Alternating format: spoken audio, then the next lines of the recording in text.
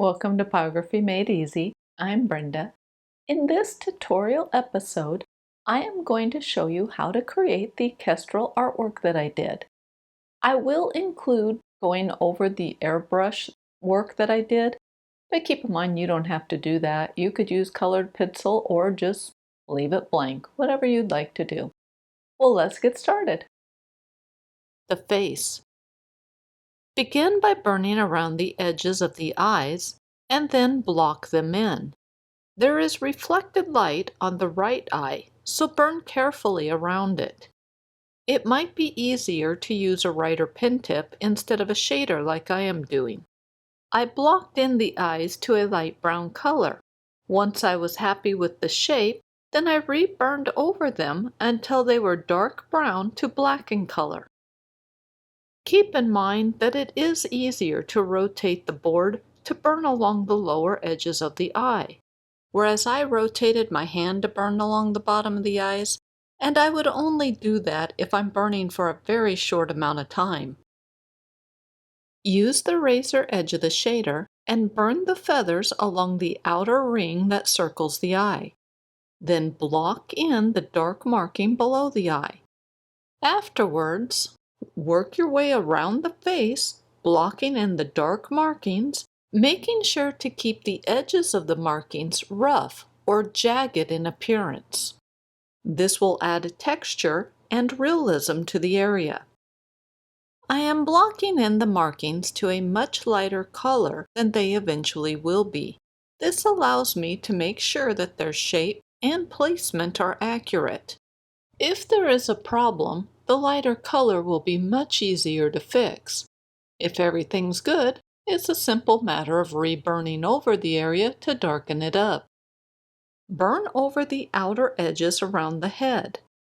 I am using the razor edge of the shader for this, so I get thin lines. Burn around the edges of the nostril and the beak. You may prefer to use a writer pen tip for this, because you wouldn't have to contort your hand around like I did. Finish blocking in the dark markings. Keep the edges of the markings jagged. I use the razor edge of the shader for this because it creates very thin lines. I am burning either single strokes or zigzags. A zigzag is one line that is burned in a back and forth direction. Once the markings are blocked in and you're happy with their shape, then reburn over them to darken them up. Use the same burn strokes that were used to block them in. Switch to a writer pen tip and reburn around the reflected light on the eye. As I finish up the dark markings, I am using zigzag burn strokes. Some of you might wonder why I don't burn the markings to a solid color using the flat of the shader. The answer is that zigzags provide texture and a little color variation. I think this makes it look more realistic. Not everyone will agree with this, and that's okay. I'm just explaining how I do things, and you can decide what aspects you want to incorporate into your own artwork. Now let's block in the crown or the top of the head. I continue to use the zigzag burn stroke. The feathers on the head look like fur or hair, and the zigzag stroke replicates this type of texture well. I often get asked why I don't use a black and white photo as my reference. I personally think it is easier to see the details with a color photo. Let's examine the top of the head on the reference photo in the lower right corner. Notice the red-hued feathers. With the black and white version, you lose that. For those of you who have a hard time translating color to sepia values, I will use the black and white reference photo from here on in this tutorial. Speaking of reference photos, make sure you consult with the reference photo often. Now for this particular artwork, the reference photo and the pattern are available on my Etsy page. I will put a link to that in the description below. I have left the top of the head unburned for now because I'm debating on what tonal value to assign it.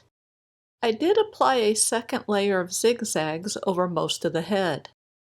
The white stripes on the left side of the face are in shadows, so they need to be lightly burned over. If needed, reburn over the dark patch above the beak. Then block in the top of the head. I decided to burn the area a shade or two lighter than the adjacent feathers. I continue to use the zigzag burn stroke, but if you prefer, you can burn single lines instead. I am burning along the outer edge of the head to reduce some of the jaggedness and to correct the shape. I felt mine looked a little off. I like to use the razor edge of the shader to burn zigzag strokes and single lines. Be aware that some artists prefer to use wire tips instead. Those tips look like or very similar to the ones in the inset photo. I recommend trying it out for yourself if you have a pen tip like that and see what you think. Darken up the lower beak. I am using uniform strokes for this. Then reburn over the ends of the beak to darken them up. Also, darken up the lower edge of the beak. Extend the color a little ways using circular motion. The top beak is shadowed along the top of it and the left side. Plus, the tip of the beak is very dark.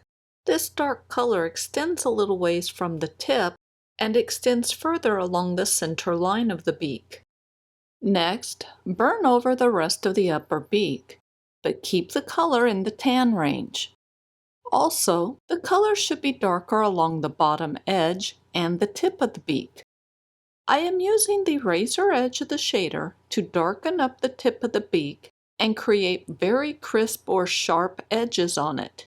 A writer pen tip would probably be easier for this. There are some wispy feathers under the beak. Use the flat of the shader to burn them in. They have a gentle curve on them, so make sure to include that. Now let's finish blocking in the feathers around the face.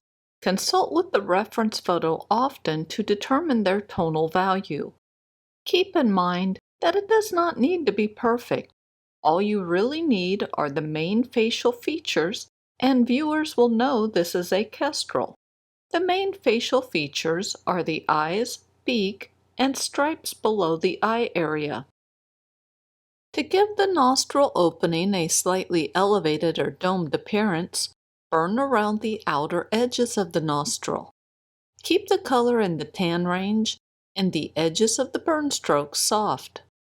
I have mentioned a number of terms like zigzags and circular motion. If you are unfamiliar with my terminology, I have a video that explains them. I will put a link to that video in the description below. Darken up the feather or skin around the eye. The top of the area should be darker than the bottom, as the upper portion is in shadows. As you saw earlier, I burned over the white marking below the eye. I did this to give it some texture. Plus, I do not like leaving white feathers and fur unburned. To me, it just looks like you forgot to burn over the area. Now, this marking is the lightest area on the face, so everything else needs to be darker than it.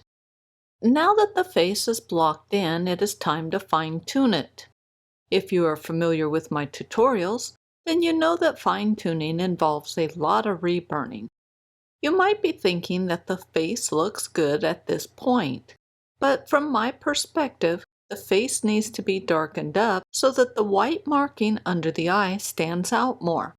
To accomplish this, I will reburn over most, if not all, of the face, but I will leave the white marking as it is.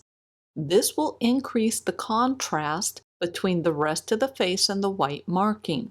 That will make the marking seem lighter in comparison. I will be using the same burn strokes that I have used to create the artwork thus far.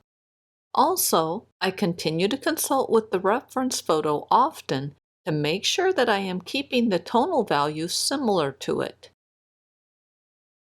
Back and shoulder.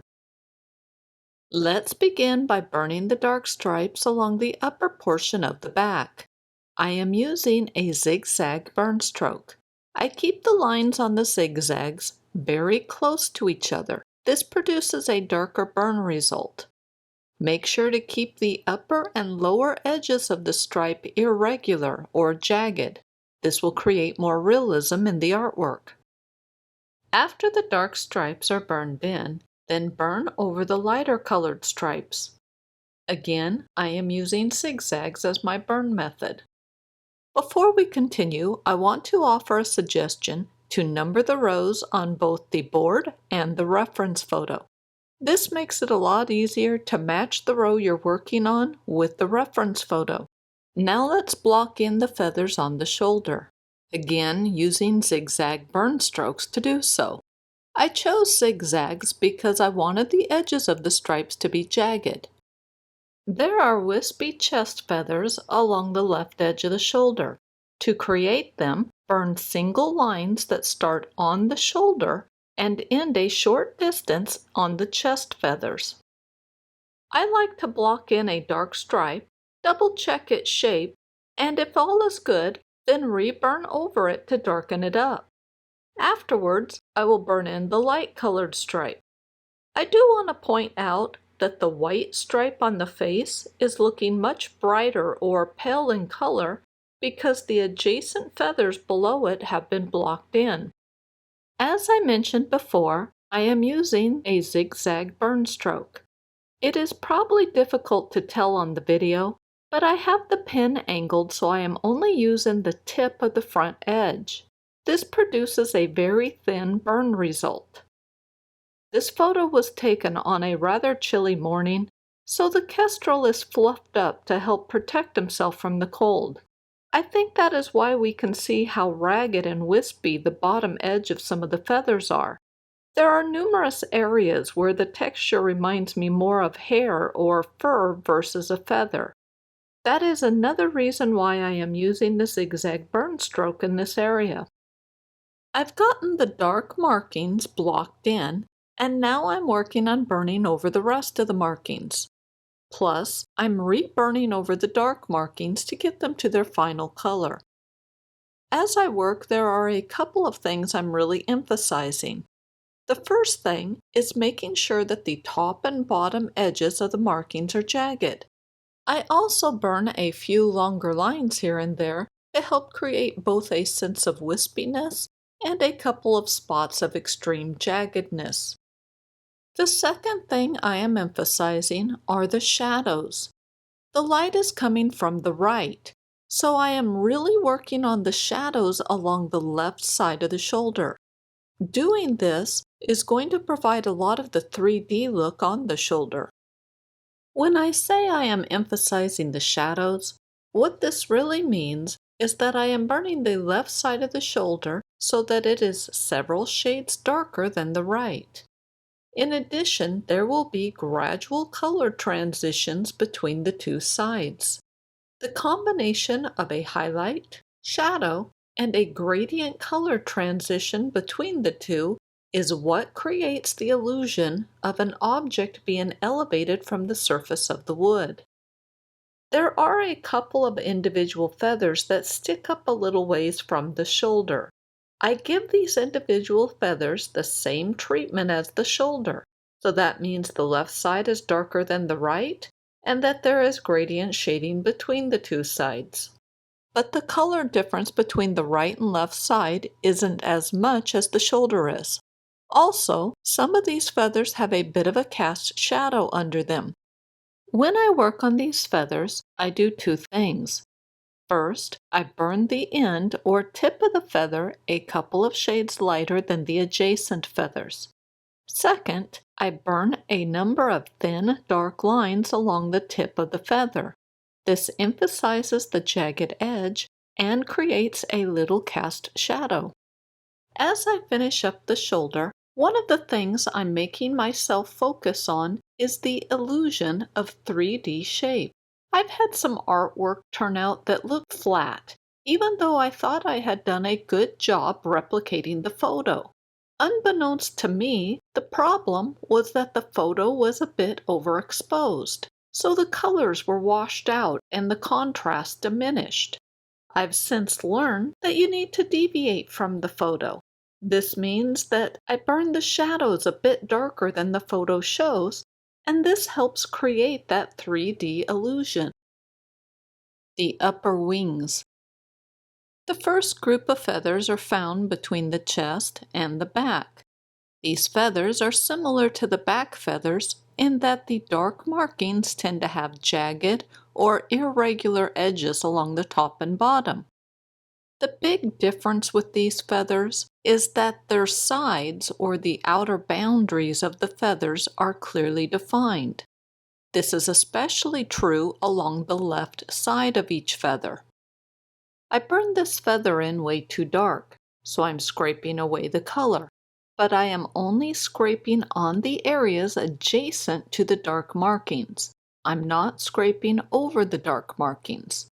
I share this with you to let you know we all make mistakes, and almost all mistakes can be fixed.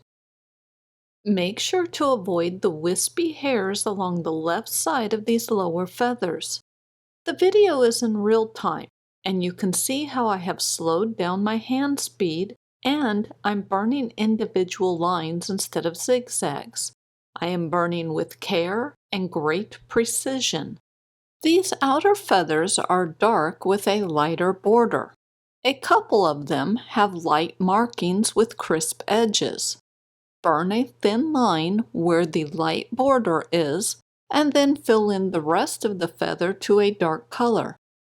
The markings should be burned to the same color as the light-colored stripes on the back. Keep in mind that these feathers are in shadows, so the overall color should be very close to the shadowed left side of the back. Burn a thin, dark line along the outer contours of the wing feathers. This will become the foundation for the cast shadows. Afterwards, burn in the dark markings and areas on each feather. Also, darken up any markings as needed on the first group of feathers. Where space allows, use the flat of the shader and burn uniform strokes to fill in the feathers quickly. Make sure you burn the dark areas on the feathers a few shades lighter than the cast shadows so that the cast shadows can be seen. As for the lighter markings, they should be burned to the same color as the pale stripes on the back and the lighter markings on the rest of the feathers. Leave a super thin, paler border along the left edge of these feathers. This will also help them stand out from each other. Burn in one feather at a time, working your way from left to right or vice versa. The order you burn in the feathers doesn't really matter. I just find it helpful to burn in one direction instead of jumping around. The reason is that it helps me match up where I'm at with the reference photo. This feather that the yellow arrow is pointing at marks a shift in position, so the light that is striking it changes. The first 4 feathers to the left of this one have more pronounced cast shadows.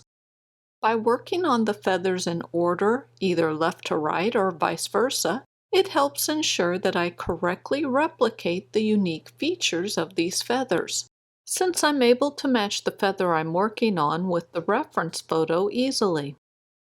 If you do not plan to add a background, I highly recommend burning in the feathers a shade or two darker than what I am doing. The reason is to ensure that they stand out from the background. Also, rotate the board as needed. Since I'm videotaping my work, I try to minimize the number of times I rotate the board because it's not pleasant to watch, especially when I'm speeding up the video. But there are times when it is needed because it can allow you to keep crisp edges along lines that might be hard to reach otherwise. To put that another way, it can make the burning process easier to do. Another thing to consider is that it might be easier to use a writer pen tip to burn around the edges of the feathers and the markings. These lower feathers have clearly defined edges, so the zigzag stroke isn't needed to burn them in. The zigzag stroke is what I use to create the jagged edges on the back feathers. With these lower feathers, I am using uniform strokes as my primary burn method. I also use some circular motion and some zigzag strokes. The zigzags are used just to darken up the area quicker. When I use this stroke, I am burning over the same spot a couple of times before I move the pen tip slightly back to the next spot.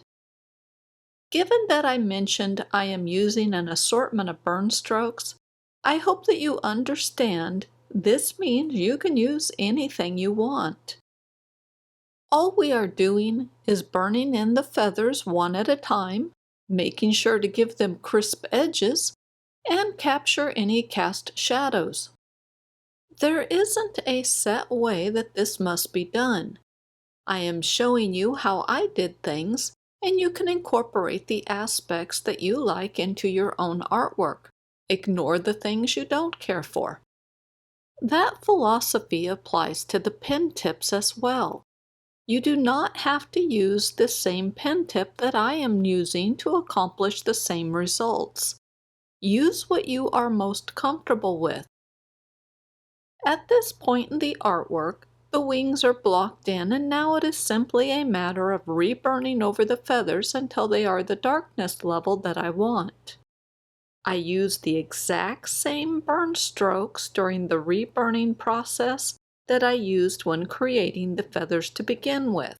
Nothing has changed other than I'm adding more color to the feathers. While I reburn, I do make sure to darken up the feathers along the left side of the wing more than the right. And this is done just to make sure the body has a 3D look to it.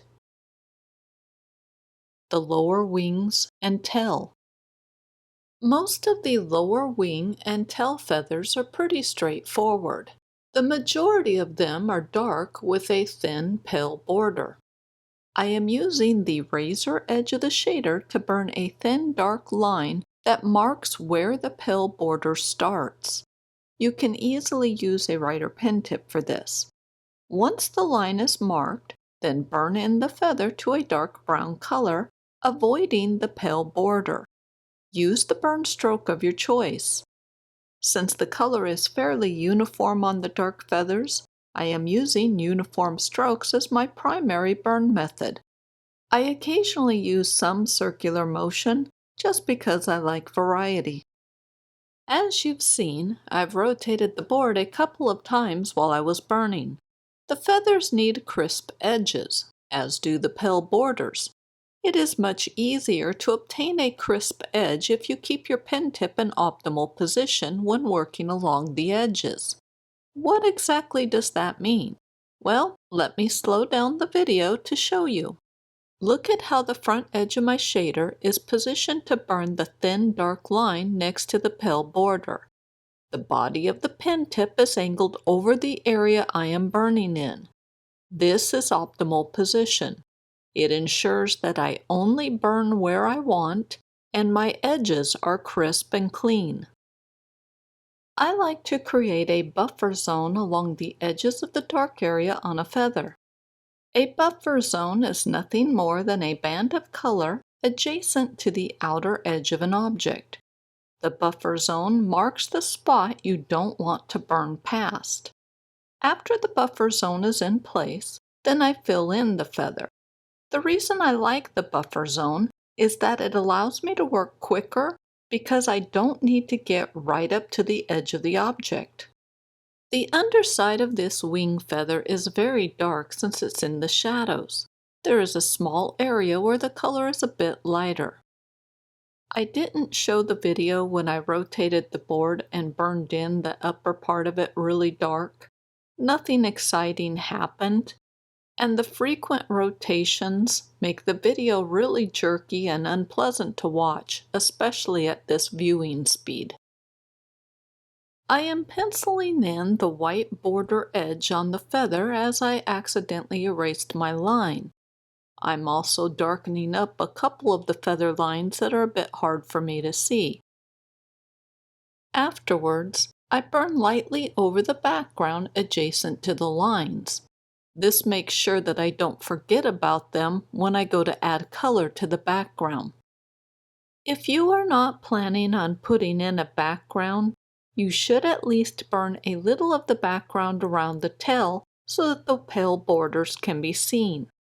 Let the color gradually fade out a short distance from the tail and it will look wonderful. As you work, rotate the board as needed. I've done so a number of times because it makes burning along the edge of the feathers much easier. It's either that or twist my hand around so that the pen tip stays in optimal position. For a very short amount of time, contorting the hand around is okay, but for prolonged burning, I don't recommend it. We're almost done blocking in the wing feathers. With the tail feathers, we see a small amount of the pale underside. There are a few dark markings on the underside. Since the feathers are pale in color, I burned in the background around them to provide contrast. Yes, I will be adding color to the background, but habits are hard to break. With the background, I use a combination of circular motion, uniform strokes, and pull-away strokes to burn it in. Basically, I used the burn method that I felt like using at the moment. My only goal was to make the background dark enough so that the pale tail feathers stood out. I did make sure that the background was considerably lighter than the wings. There are some wispy hairs that look to be wet and clumped together. The clumps of hairs are dark and come to a point at the end. I'm using uniform strokes to burn in those clumps of hair.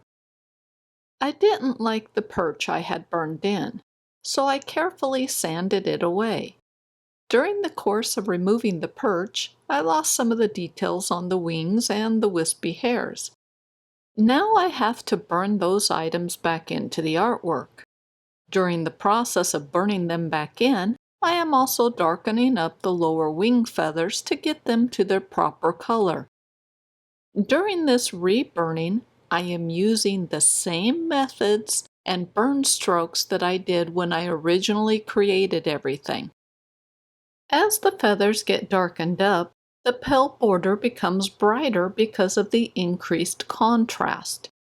To tone down the brightness of the pale border, I am burning over it, making it a light to medium tan color. Fixing an oops. If you should accidentally burn over the pale border, use the edge of a sharp knife to gently scrape away the burn marks. I cannot emphasize enough the need to use a gentle hand pressure while you scrape. This is to ensure you don't create a gouge into the wood.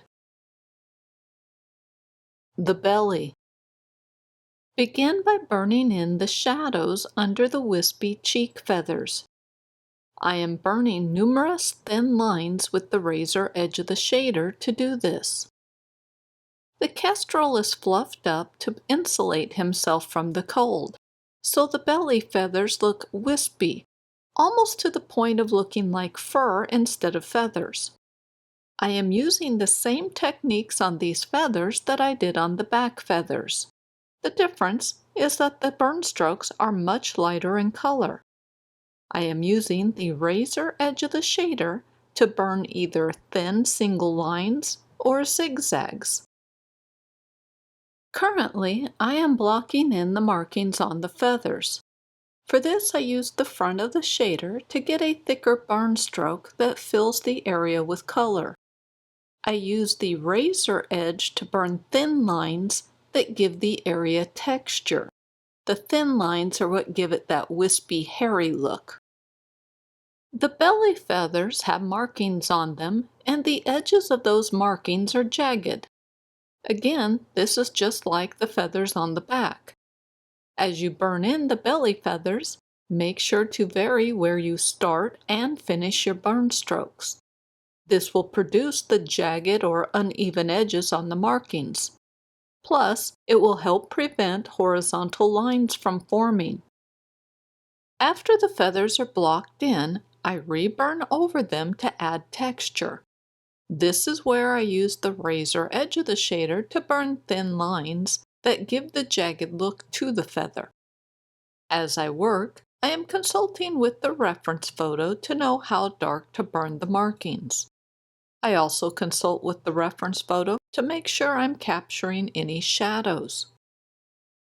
Now that the markings have been blocked in, it is time to add color to the pale feathers and reburn over the markings. It is at this point where I deviated from the reference photo. The light is coming from the right side of the bird, so the left side should be darker than the right. So I made the belly feathers along the left side darker than what the reference photo shows. In fact, I made all of the belly feathers darker than what the reference photo shows. I did this for a couple of reasons. First, large areas of unburned wood does not convey the look of white feathers to me. Instead, it just looks like unburned wood. Second, the belly is in shadows, so it should have some color and texture to it. Third, the focal point is the face. I want the white markings under the eyes to be the lightest area on the entire bird. So that means all of the belly feathers need to be several shades darker than the white markings on the face. Lastly, I wanted to make sure that the belly feathers stood out from the background. I am using a very light hand pressure as I burn in the wispy hairs along the outer edge of the belly. In fact, I use a light hand pressure for all of my burning. The heat is set on my burner to get a medium tan burn result. I am holding the pen tip at an angle so that I am only using the front edge of it. This produces a thin line burn stroke. Now I do change the angle that I am holding the pen so that I can vary how thick or thin the resulting line is. To create or restore the wispy hairs that overlap onto the wing feathers, use the sharp edge of a knife and gently scrape them in. This is the same technique used in the Oops chapter. The wispy hairs under the tail are in deep shadows, so they should be several shades darker than the adjacent wispy hairs. Other than that, it is just a matter of reburning over the belly feathers until they are the darkness level you want. Because of how pale the belly feathers are, you will need to darken up the adjacent background. You can darken up a small area next to the belly and let the color fade out a little ways from the belly. You may have noticed that I do a lot of reburning. Each reburn adds another layer of burn strokes, and that increases the tonal variety and depth of the artwork. I do think that tonal variety and depth are a couple of the reasons I achieve good realism in my art. One of the keys to my style of burning is the fact that I work slow and burn at a lower heat setting. This method provides me the most control over the burn results. I do not try to adjust the heat setting on my burner to get the color I'm after. Using that style of burning greatly increases the chances of getting results that are too dark.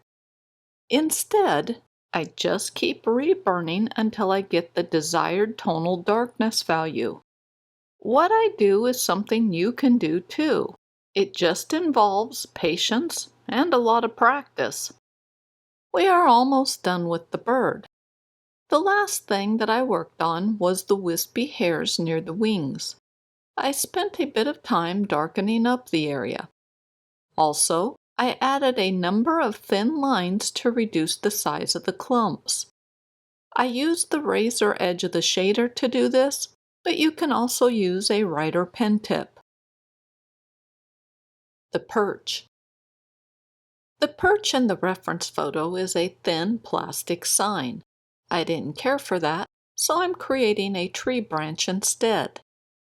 I am using Colwood's LSS shader only because I can burn horizontal zigzags without contorting my hand around or rotating the board. Any shader will work for what I am doing. I have the shader angled so that I am using the razor edge of it. This produces a very thin burn stroke.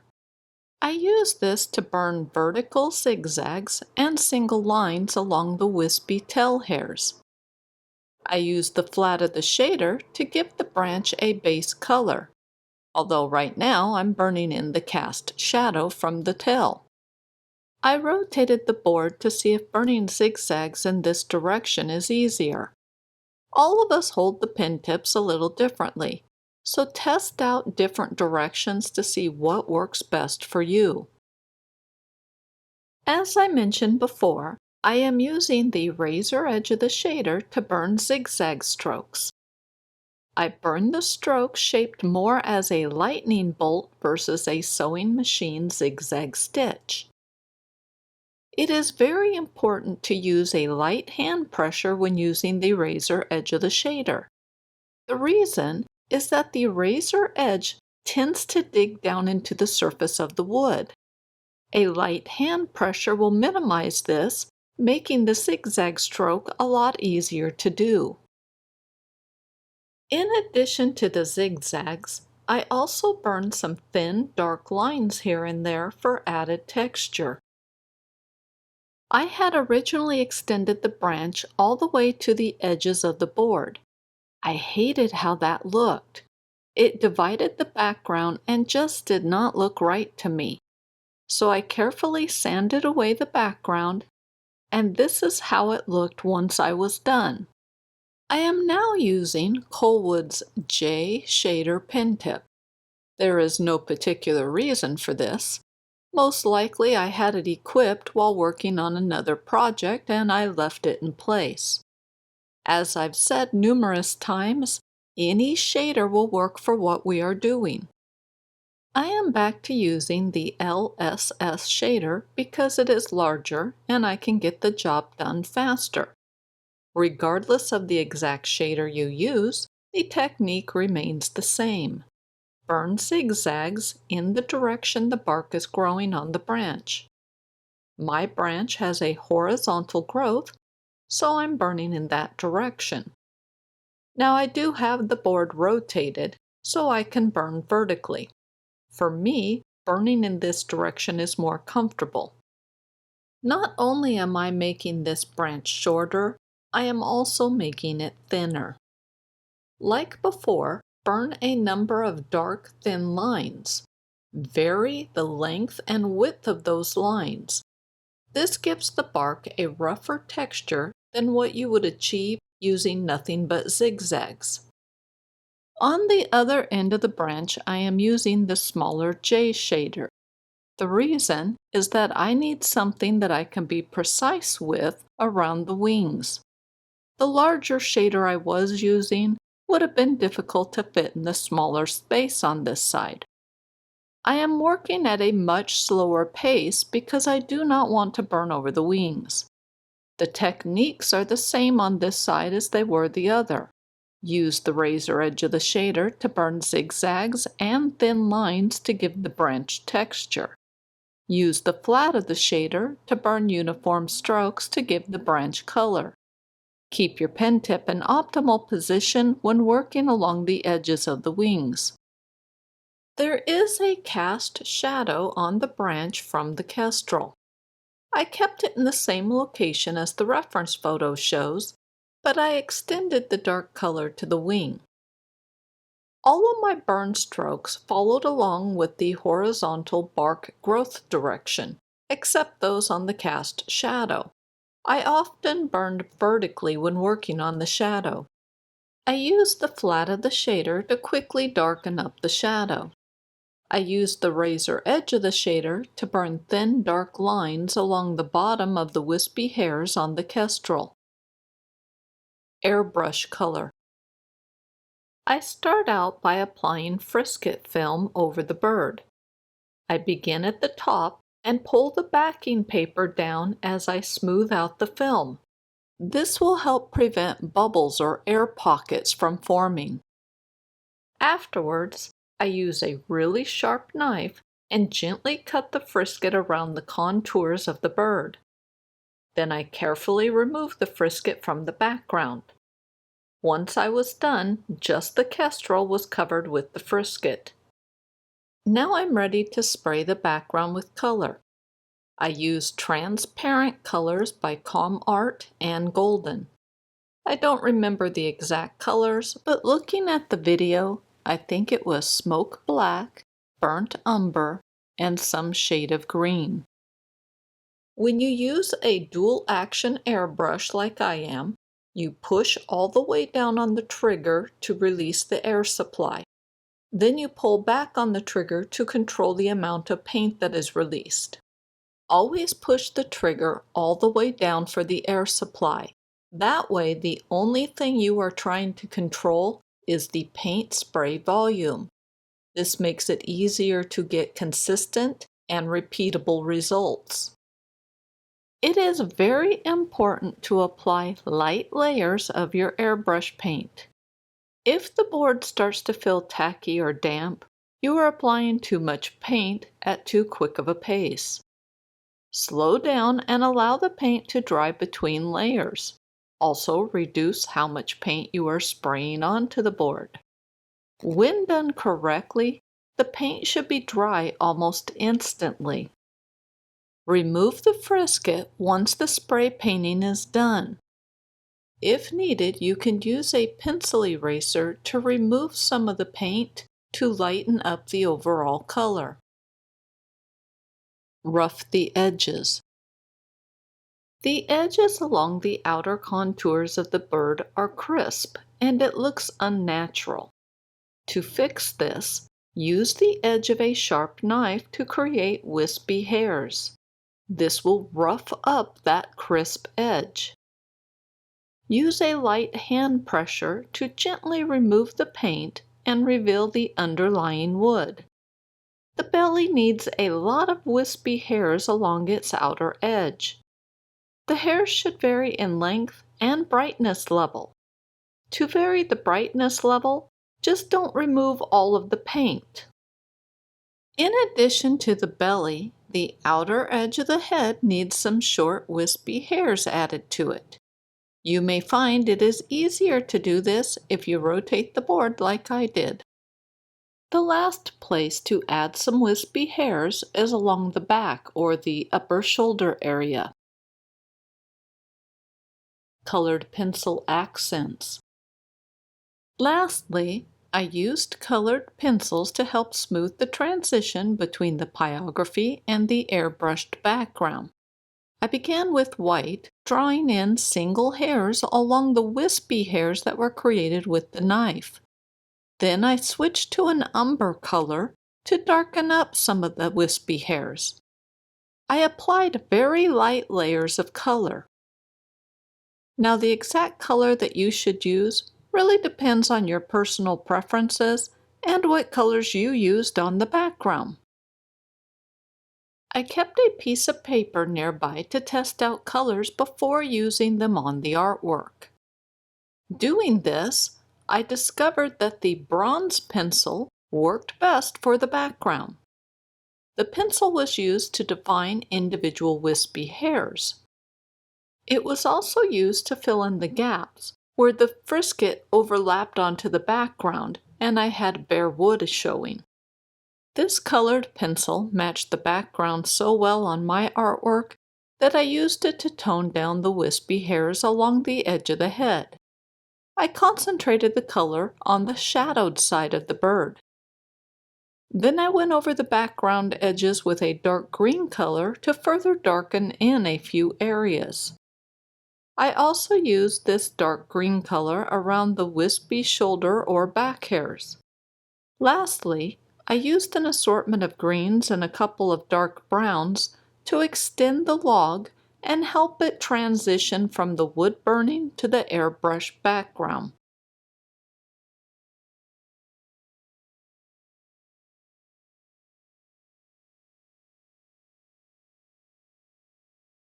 Well, that's it for this tutorial. I hope you found the information informative. The pattern and the reference photo are available on my Etsy page, and I will put a link to that in the description below. Well, thank you so much for watching, and I will see you next week.